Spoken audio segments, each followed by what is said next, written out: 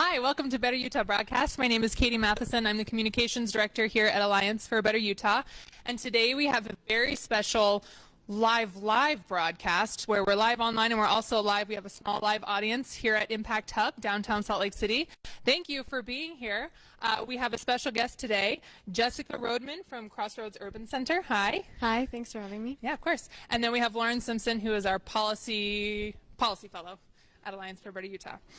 All right, so we have a very important topic that we're talking about today. We're talking about the homelessness crisis and how it kind of intertwines with the housing crisis here in Utah. But before we begin, we're going to start with a game called Is This Real Life? And it's a game we play at the beginning of every Better Utah broadcast that we do every Wednesday at 12:30. And the rules are basically thus. I read a headline, and our guests, Lauren doesn't know, our guests have to decide whether or not these are real or fake headlines. So some of them are made up and some of them are real. And I think our audience I'm fine if you guys have input, if you just want to shout out your input. It's like a 50-50 chance. We've had one guest get 100%, and everyone else usually does fairly average. All right, you ready? So the first headline, woman arrested for blasting same opera song for 16 years. Real or fake?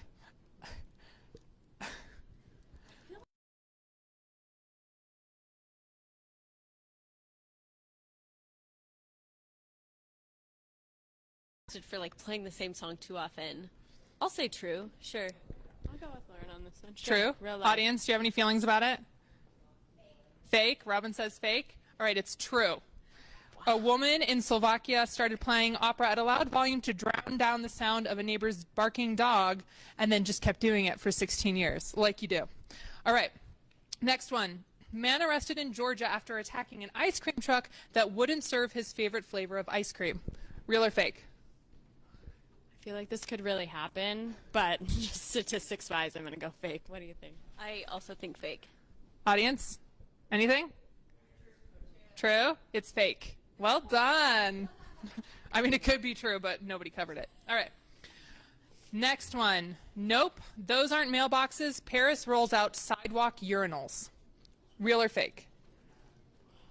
Okay, I went to Paris once, and you had to pay $1 each time you wanted to, like, use a restroom somewhere, so I'm horrified, but I think that might be true. All right, I'll side with Lauren. Sure. You think it's real real? Life. Anybody? True? It is true. Whoa. All right. You guys are doing well. All right, next one. Crazed monkey wreaks havoc on a flight from Brazil to Mexico after stowing away in a tourist's luggage. Wait, what? Crazed monkey wreaks havoc on a flight from Brazil to Mexico after stowing away in a tourist's luggage. I'll say fake. Fake? Lauren says fake? I'll go with Lauren. Fake? No Fake? All right, it's fake. Although that would be quite the airplane ride. All right, two more. Hungry thief wanted after nearly $100,000 worth of ramen noodles stolen. I'm going to say this one's real. I'll say it's fake. Audience, we're split up here. Fake? It's real. Whoa. I didn't know you could get $100,000 worth of ramen, but there you go. All right, this is the last one and the most tragic headline. In New Zealand, avocado shortage leads to orchard crime wave. I really love avocado, so I'm going to go with real because I would be desperate. Wait, what's the crime wave? You have to go with the headline. I can't give you hints. Okay, I will say it's real too. Okay, audience, it is totally true. Whoa. With prices for the fruit soaring after 2 years of low harvest, orchards are experiencing a raft of thefts, and black markets have sprung up to distribute the spoils. And you know Salt Lake likes avocado, so. All right. Yeah. All right, that's the end of that. Now on to serious business. So like I said before, we're talking about the homelessness and housing crisis here in Salt Lake City. So Jessica, first, can you give us a little bit of your background, talk about your education, why you're involved with Crossroads, and then talk about Crossroads and what do they do? Sure. So my name's Jess. I'm originally from San Diego. I moved to Utah about 3 years ago. I did my undergraduate at Providence College, and I studied public and community service studies and theology. with a focus on Catholic social thought. And then I moved to Utah for graduate school, so I came here for the Master of Arts in Community Leadership at Westminster College, sort of delving a little bit more deeply into what I connect with most in social justice issues, and that's looking at how the voices of populations who are often kept out of policy creation can be integrated into the creation of policy that directly affects their lives, and sort of looking at why they're often not listened to. And so that's pretty much directly what drew me to Crossroads. We run 2 emergency food pantries and a thrift store. And from those direct services, they inform our advocacy work. So we look at patterns that we see in why people are having to come to our pantry, having to come to our clothing distribution site, and then trying to look at the systems level to see how can we stop that from happening on a bigger scale. Great, great. And Lauren, because we have some new audience members, can you just tell us a little bit about yourself and just like tell us what ABU does? Oh, sure. My name's Lauren. I'm a policy fellow with ABU. I went to law school at Brigham Young University, and what ABU does? Yeah. Alliance for a Better Utah is a good government group focused on, what is it? Accountability. Balance, transparency, and accountability in government. So Well done. You have that mission statement memorized. I'm still working on the elevator speech. Great. All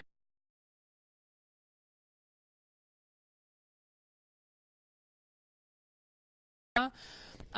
I have found in my experience that awful idea of the welfare queen that Reagan brought up way back, before I was born, still persists to this day. And there's this belief that it's, there's like some kind of like a moral equivalency with people who are homeless.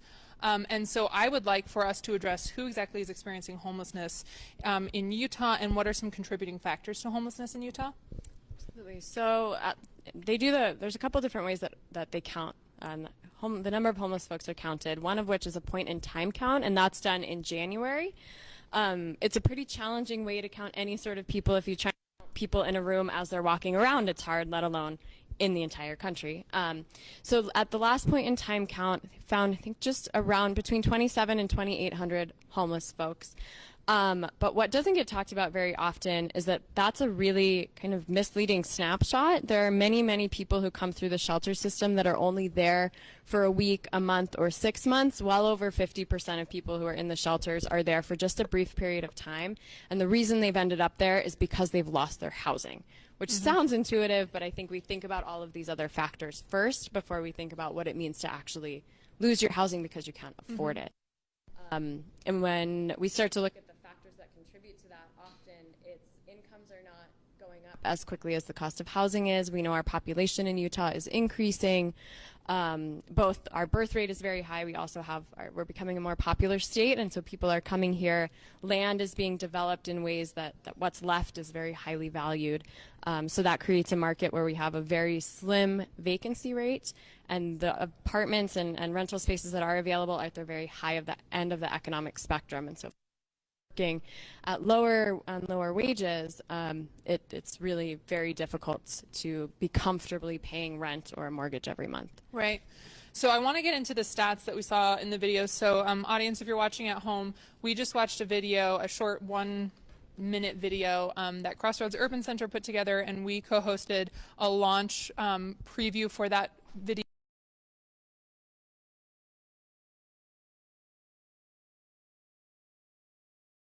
So you can find that video on our Facebook page. It's on Crossroads Urban's Facebook page and also on their YouTube channel. And I want to get into that for a minute, but let's talk, there's been a lot of conversation recently about Rio Grande and what happened with Operation Rio Grande. We're a year out. There's been a lot of criticisms, and there's been some praise as well of the program. Can you tell us what your thoughts are a year out?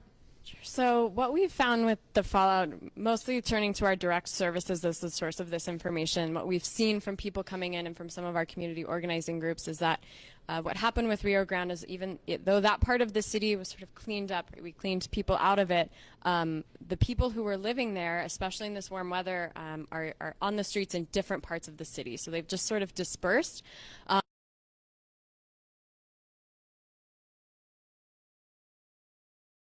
That are already starving for resources.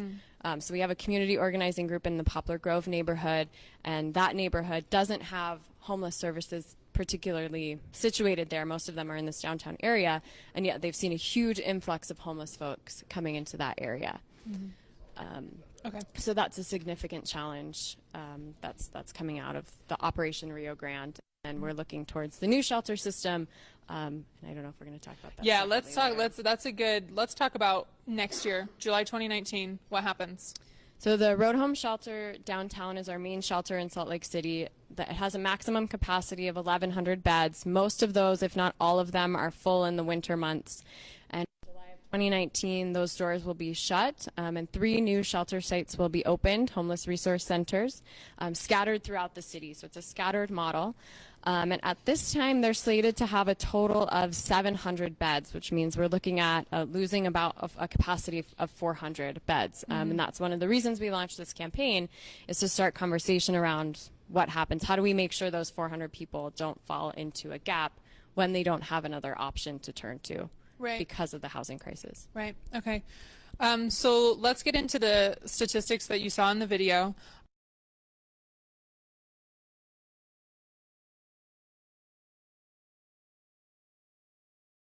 University of Utah, the Gardner Institute did a very, very comprehensive look at the shift in economics, both income and housing, both sides of that equation, over the last 26 years. So it's a very long-term study. It looks into a great amount of detail. It's a very long study, but we'll post a reference page too up on our Facebook page if folks want to take a look at that study.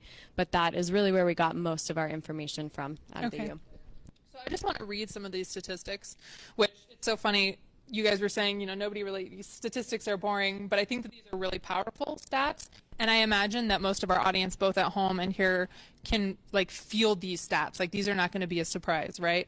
So homelessness in Utah has grown by 40% in the last year. Families make up 35% of the homeless population. In 1992, the average home cost in Utah was $123,000, and the Utah population has increased by 20% since the 90s, and now housing costs are on average $365,500. So all of that is wrapped in the nice bow where income has remained the same. Right? And this is an issue in Salt Lake. We're really feeling it. We've got a population boom, a housing boom, all these things. But this is a national issue, right? Where wages are staying stagnant, housing cost of living is going up, right? And my favorite number is you have to earn $47,000 a year to be able to afford a Salt Lake City, and 52% of people in Salt Lake City earn less than this. And that's renting. That's not owning. Yeah, can you speak into the mic real quick? That's to rent, yeah. Yeah, to rent, not to own. Right, which is that's a reflection of the Salt Lake City kind of demographic. We've got more people moving in, more people coming in for the tech sector, and so lots of people renting, which is a good reflection. And that's for a 2-bedroom. And it doesn't say anything about square footage or quality of the apartment, stuff like that. And then of course, wait list for low-income housing is 5 years. So talk to us about these statistics. It feels like we're in between a rock and a hard place. Yeah, we are. It's been a long time coming. The study, that we used was over 26 years. Things have been snowballing, so it's taken us a long time to get here. It'll take some creative solutions to move forward in a positive way. And I will mention the homeless statistics, the homeless population statistics that we cite are from the 2017 Comprehensive Report on Homelessness issued by Salt Lake City. So that was published just shortly before the video came out, so that was fortunate for us. And some pretty staggering statistics in there. And that 2-bedroom apartment stat that you mentioned, so to be considered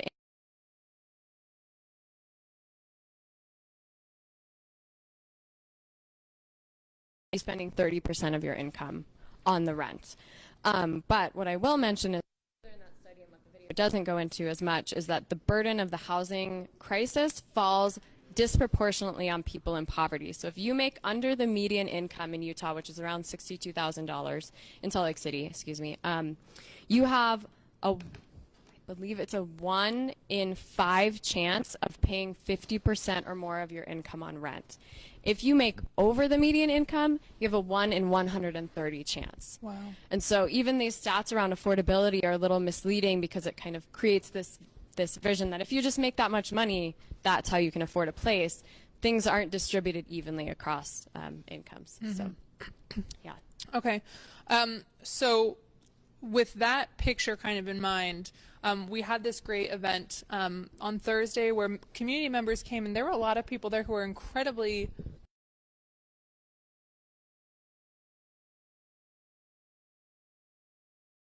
there were a lot of people talking about suggestions for fixing it. I remember, Soren, you had mentioned, was it somebody had mentioned multiple shelters in areas around. We have to make sure that we're giving them resources. Was that you? Yeah. So making sure that we're giving resources to these other shelters outside of Salt Lake City. What other, and Lauren, please feel free to jump in if you heard any suggestions, but what kind of ideas are we throwing around here to fix this? One that's coming from the city or coming from the government is including 350-unit single-room occupancy hotels to sort of fill that gap on an immediate level. I have to think back, but we had some really creative ideas thrown out at the event. Mm-hmm.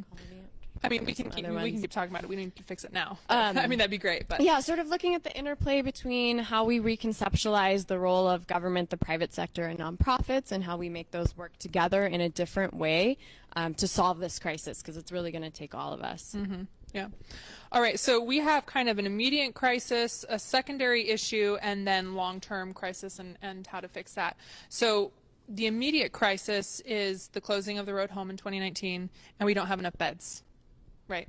And so will you talk about what we're kind of doing together as our organizations to talk about that? Yeah. So we've launched a petition that we're calling on Governor Herbert as he's drawing up his budget for 2019 to include more funding for targeted housing options, which we sort of intentionally vague to include maybe the SRO idea, maybe providing more resources to some of the other organizations that are setting up shelter outside of these 3 homeless resource centers.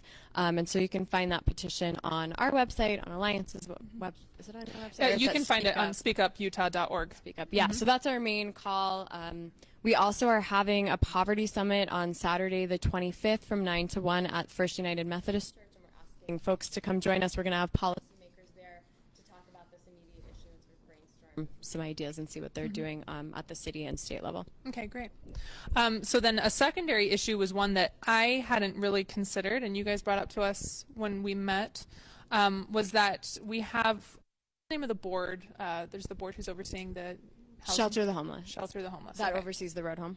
Or the No. buildings? Yeah, the buildings. Yeah, the Shelter buildings. the Homeless. Okay. And so we don't need to name names, but who is on this board? So most of many power players in Salt Lake, presidents of really big companies. We have the city mayor and the county mayor on that board. A couple of high political players. I don't want to name names. Right. No, well, we I don't mean, have you to, can yeah. look it up. But many of the people who have a lot of political power in this state are on that board. And is anybody from the impacted community on that board? At this time, they are not. Okay.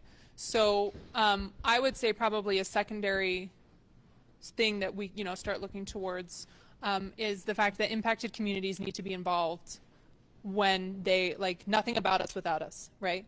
They need to be involved, and so there's discussion.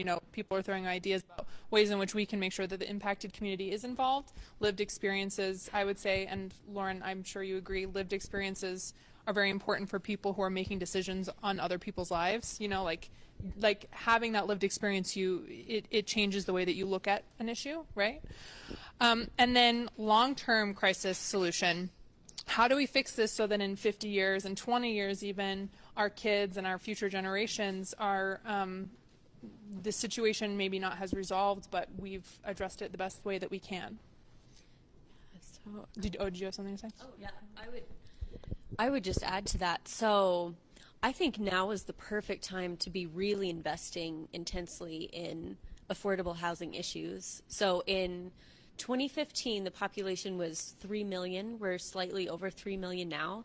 And by 2065, it's going to almost double. We're going to hit 5.8 million. And so whereas like the homeless issues that we have right now are sort of like a triage model, like losing people, what we also need to be investing in is like there are families who in 10 or 15 years might not be able to afford their housing. and it's a lot easier to prevent these problems than to try and triage and fix them on the back end. So Yeah. like it fits into the overall model, the overall problem, not problem, but the challenge that Utah has with we're having this exponential growth, and how are we going to approach it? Because social services are part of the infrastructure that we need to be investing in now. One thing that we're calling for and looking forward to is asking for more low-income affordable housing and permanent supportive housing, particularly for families, because there are different needs that families have than single people, and we don't have a specific space for them in the low income affordable and permanent supportive housing model. We have the Midvale Family Shelter. And looking at those new options with sort of a different lens, and talk about incorporating voices. We have a community organizing group that has been so insightful for me. And as we're looking at calling for permanent supportive housing for families, also calling for 24-hour childcare in those spaces so that people can work night shifts, they can work weekends. Maybe childcare that doesn't have work requirements attached to it because it takes a lot to get a job or to get education. And so sort of looking, like you were saying, kind of looking outside of the way that we're sort of reactive right now and try and incorporate things that would be holistically supportive to people. Yeah. An interesting statistic also, you guys mentioned a lot of the families who are in need of shelter are, the mother is a victim of domestic violence. And so to not compound the issue, or compound the trauma that she and that family are already going through, by making sure that we have compassionate resources available to them and not make them wait for 5 years in whatever housing they can find available until they can get into this other housing. And I have 2 small children, so I totally feel the child care issue. That's my passion, obviously. All right, so before we go, we're going to do kind of an odd thing. Does anybody in the audience have any questions? If not, that's fine. Or any statements? Yeah. So we're saying here that it's Oh yeah, I'm going to bring the mic.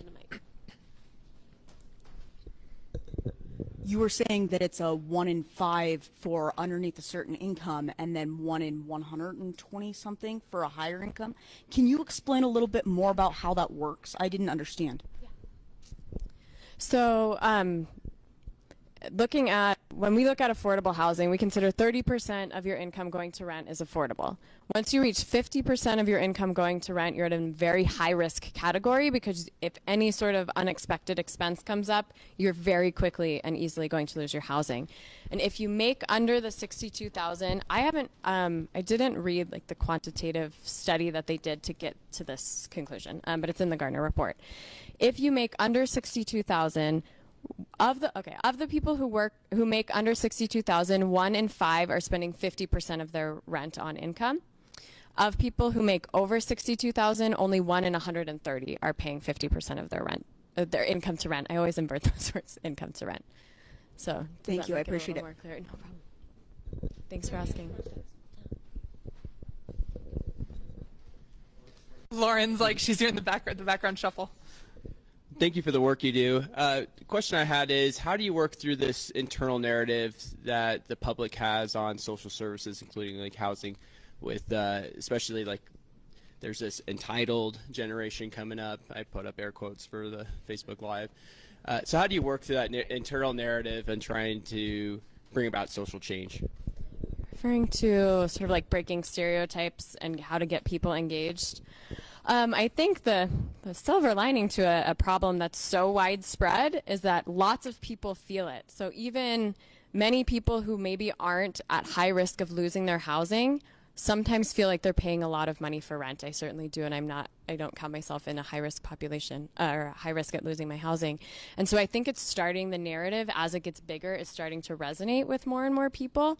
And we're also sort of looking for new creative ways for people to get engaged, particularly as technology is growing. Getting involved doesn't always necessarily mean having to take time to show up and volunteer in person or show up to engage in political action in person. It can be done much more online, and trying to engage in dialogues that way. So trying to just reach different people.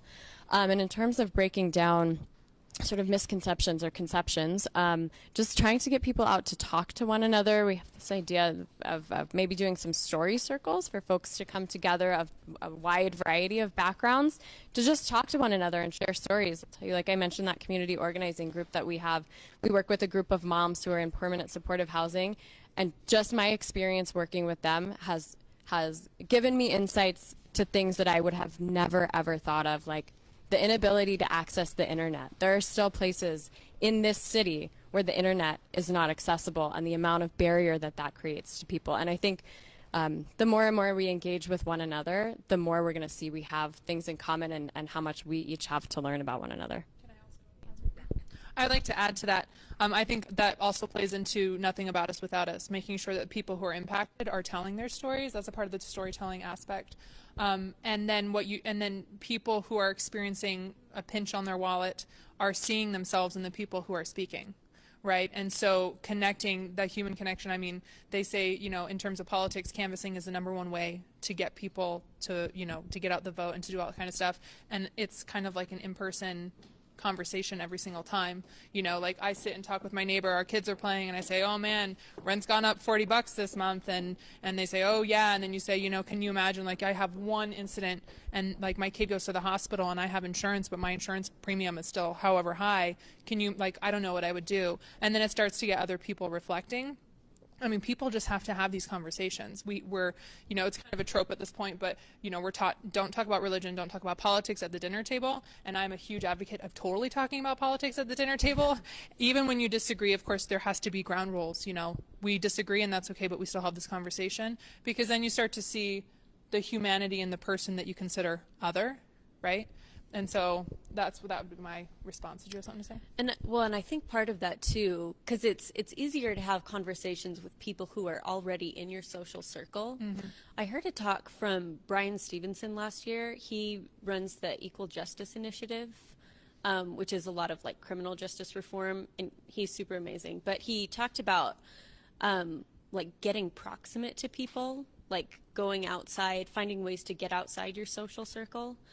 And I think we should be doing that as individuals, but I think also we should be making that happen for people in power, decision makers, mm-hmm. to come in contact with people who are experiencing the effect of this stuff. Because I think about your question too, and I think like do some people, have they never known a person in poverty? Because poor people have to work 5 times as hard for everything that they have. Mm-hmm. And so I think it's like, yeah, once you come into contact, like, I think the same is true for millennials. I think people who hate millennials just don't know them. I really all think they do is eat avocados and yeah. avocado crisis. Yeah. Yeah. So. Yeah, that's true, actually. Yeah, never mind. I mean, avocado toast is great. Oh, yeah. Oh, sorry. I should not have cut my cup. I'm going to just reiterate, I don't know how much of the audience Thursday, but just reflect on a couple of things I mentioned there. There are today, I think, 3 things that this community can really advocate for. A really important one is the ballot initiative, and thank you for the people of Utah that have put that on the ballot. Medicaid expansion? Medicaid expansion, mm-hmm. because that will be, I mean, it's obviously something that the legislature has been unwilling to do, mm-hmm. but that is so essential to people that need treatment. Mm-hmm. And we know from the Point in Time survey and others that the biggest contributors right now to our homeless population, aside from housing, which is the underlying to all of it, but mental health and addiction are probably the 2 single most contributors to some of the circumstances that result in homelessness as well. Whether it's loss of job, loss of housing, they're often related to those 2 issues as well. So advocating as a community and fighting for that to pass is really essential. The second one that I would suggest is inclusionary housing. I was on the city council a few years ago, and back in 2012, we put into place enabling policy in Salt Lake City through adopting a housing policy, and we still don't have an inclusionary zoning program in Salt Lake City. We don't have accessory dwelling units to speak of.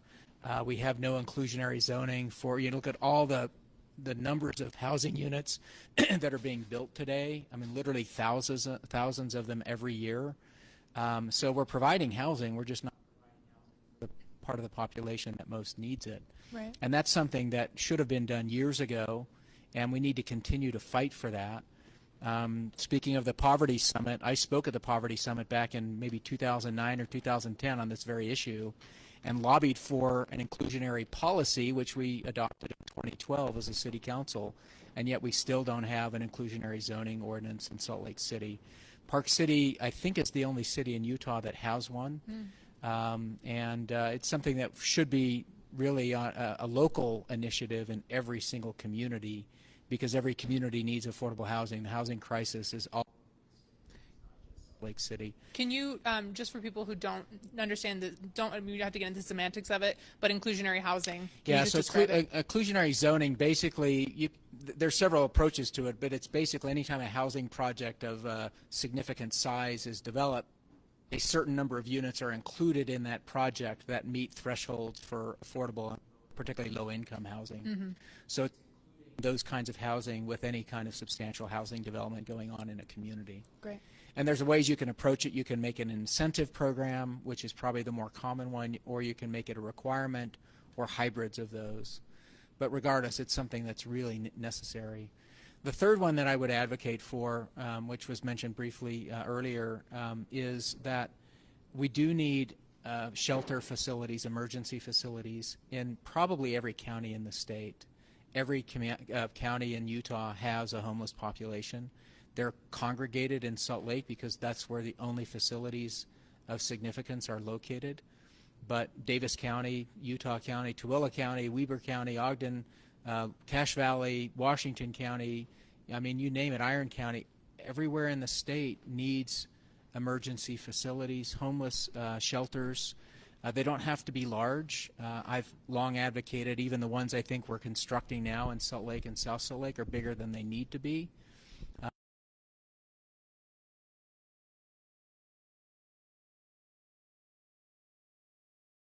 Where people are, and they shouldn't have to travel when they have no resources to travel to a single location.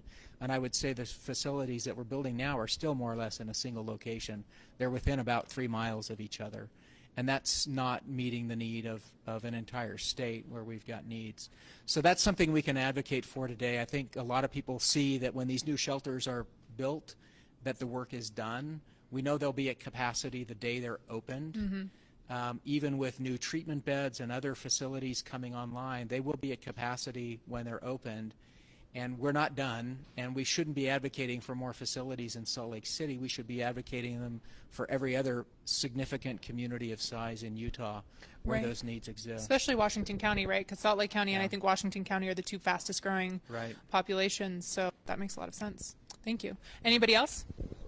No? Yeah, oh, Robin.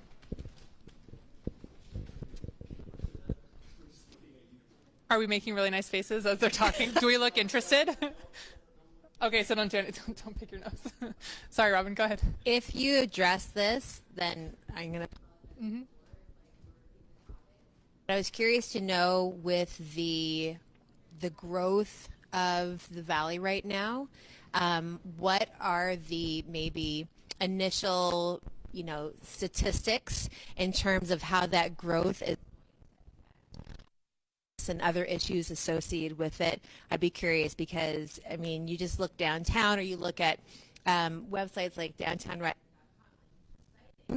On one hand, the growth of our city, but on the other hand, I think about how that's going to impact issues such as homelessness.